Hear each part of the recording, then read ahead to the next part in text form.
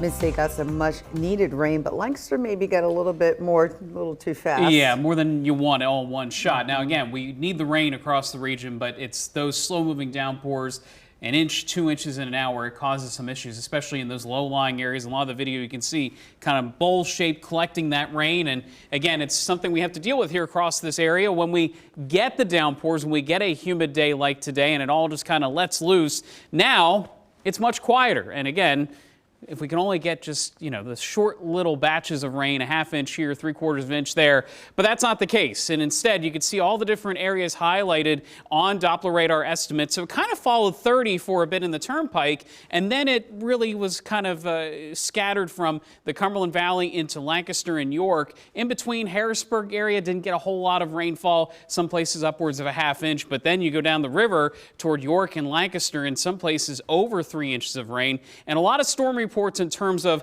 flooding. And unfortunately, areas that cars were stranded, people were inconvenienced by the flooding as well. But luckily, no injuries reported from this flooding, but the majority were right along 462, 30 into western and central parts of Lancaster County. So again, anytime you encounter flooded roadways, turn around.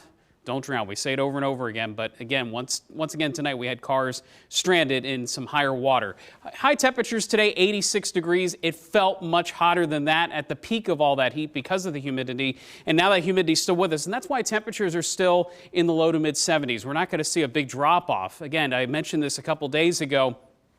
Sometimes you want a thunderstorm to kind of make things feel cooler outside, but when you don't drop the humidity, that is hard to do, and this moisture is still with us through tomorrow and through Sunday. Now, at least for tomorrow, passing clouds during the morning, possibly a lingering shower or rumble of thunder, but then during the afternoon, the heating of the day creates that opportunity again for a few storms around the region. Notice not everywhere gets rainfall. That's our definition of stray, and so yes, there could be some that interrupt plans tomorrow evening, but it's not every location across the mid-state. And then heading into Saturday night, early Sunday morning, back to some sunshine Sunday. And I think, based on all the trends, the chances for storms have really dropped off for Sunday and possibly even into Monday, too. Now, rain totals, we've been talking about this. It doesn't look all that significant on precision cast, but remember what happened today. A few locations picked up a quick inch to 2 inches of rain, and it caused problems even upwards of 3 inches. So that's all it takes. And so if you're under one of these areas of slow-moving downpours, that could be problematic tomorrow. But more so, we still see this lingering chance into next week when it finally cools down by Wednesday, Thursday. When I say cool down, mid-80s. Not like there's a huge break coming. It just won't be near 90. Less humidity?